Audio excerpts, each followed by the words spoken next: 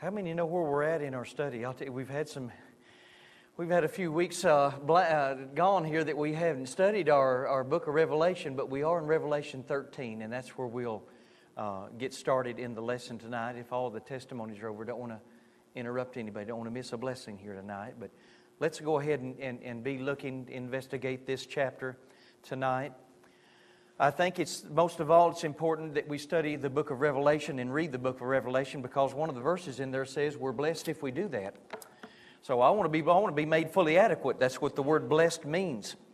And so we're going to try to get back into this and kind of get caught up on the lesson and see where we're at in the timelines here. But I pray in some way these series of lessons will give you a clearer view on this sometimes misunderstood book.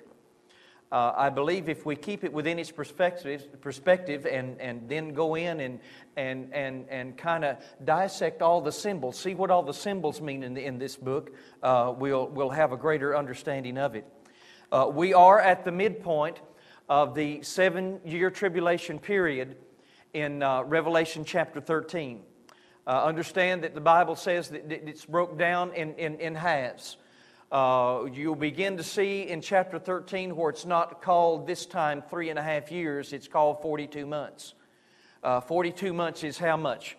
3.5 years. So John comes in here and gives us another angle and says this is the last part of it, and this is the beginning of the last half. It's important that we understand that, because things get worse and worse, and progressively we'll see that in chapter 13. Most of all, in chapter 13, this is the beast chapter. Now, everybody, including the unbelieving world, know what the word the beast is. Even the unbelieving world know that. We're going to read the chapter where it talks about taking the mark of the beast, and we know the number 666 and etc. and all that. We'll look that over tonight, but I'll try to break this down and go as slow as I can and be as easy as I can, because this is a rich and deep chapter, and I certainly won't give it any justice tonight. We'll just hit the tip of the iceberg, but I'm going to talk about the end time beast tonight, and we're going to see another mystery here where John mentions two beasts, and we're going to see the two beasts tonight, speaking of the false prophet and the Antichrist. How many knows that the devil has a trinity? It's Satan, the Antichrist, and the false prophet. That makes up the satanic trinity, or it could be called the unholy trinity. So we're going to get into that tonight. But first of all, let's go ahead and read. We're going to break this down halfway, and we're going to see the first 10 verses of Revelation chapter 13. And if you would, let's go on and look on as I read tonight. And we're going to stop right there at verse 10 and talk a little bit, and then we're going to go on. But this is talking about the beast, and we'll kind of dissect and see what all these symbolic imageries mean. But in Revelation 13 verse 1, let's look on. And John said this, "And I stood upon the sand of the sea, and I saw a beast rise up out of the sea, having 7 heads and 10 horns, and upon his horns 10 crowns, and upon his head a name of blasphemy." Verse 2 says, "And the beast which I saw was like unto a leopard, and his feet were as the feet of a bear, and his mouth as the mouth of a lion. And the dragon gave him his power, and his seat, and his great authority. And I saw one of the heads as if it were wounded to death, and his deadly wound was healed. And all the world wondered after the beast. And they worshipped the dragon, which gave power to the beast. And they worshipped the beast, saying, Who is like unto the beast, and who is able to make war with him?" Verse 5 says, "And there was given to him a mouth speaking great things and blasphemies, and power was given unto him to continue 42 months. Do you see that? 42 months. That's the last half of the tribulation period. Verse 6 says, "And he opened his mouth in blasphemy against God, and to blaspheme his name, and his tabernacle, and them that dwell in heaven. And it was given unto him to make war with the saints, and to overcome them. And power was given him over all kindreds and tongues and nations. And all that dwell upon the earth shall worship him, whose names are not written in the book of life, in the book of the Lamb, slain from the foundation of the world. And verse 9 says, if any man have an ear, let him hear.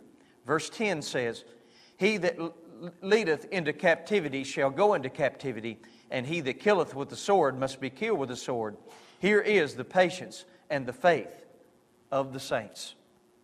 First of all, I just want to break this down tonight, these first 10 verses. It's very important that we look at these verse by verse, and we're going to walk through them. And I've kind of listed them up on the screen you can see. First of all, let's look at number 1. We see the beast coming out of the sea. Number 1, this is the most dominant personality to ever arise in the last days. Now, this beast, and it says it comes out of the sea. Let's think about sea for just a moment. This name, this symbolic feature, sea, it literally stands for humanity, or it literally stands for all of the people. So we see that there's going to be a beast that's going to rise out of a huge group of people. This beast is going to be the Antichrist. And he is going to blaspheme God and blaspheme heaven where the saints of God are. And the Bible tells us he's going to do it for a period of 42 months. As we know, 42 months is 3.5 years. This is the last half of the tribulation period.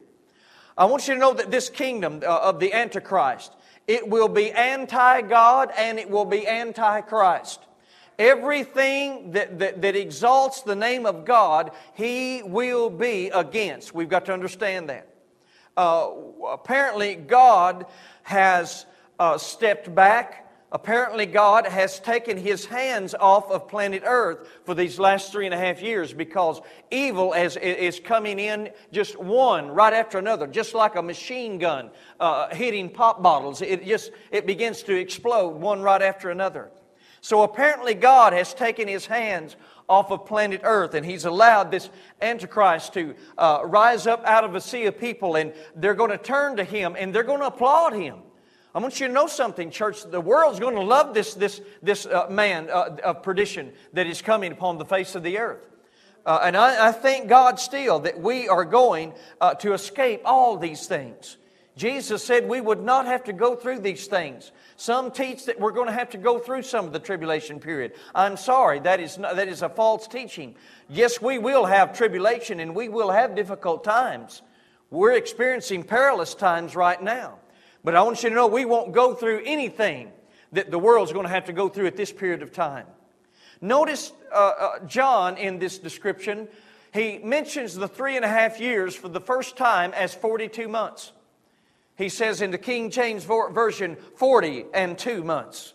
That's just old King James Version, but it still means 42. He doesn't say 3.5 years. The reason why is the number system through the Bible is so powerful. Every time you see the number 42, it's going to be associated with blood. And this Antichrist, for the last 42 months of this tribulation period, he's going to bring the world into a literal bloodbath. And for 42 months, he's going to reign and cause havoc. As we go to verse 2, and the second thing I want us to look at, we see the beast which I saw. The beast which I saw. This is describing once again the devil and his power along with this Antichrist. Now, we just got through studying chapter 12.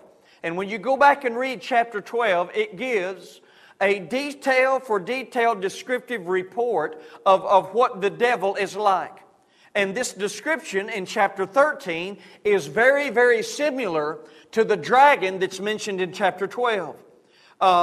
This beast is the coalition of all evil governments. Right now, we see that over in the European country, 10 countries have already come together. And John said, and I saw this beast, which I saw, when he came up out of this sea of people, when he came up out of the approval of the people, the Bible says he had 10 hands. Isn't that what it said? Heads are always descriptive of governments. Well, in the early 80s, about 1981 or 82,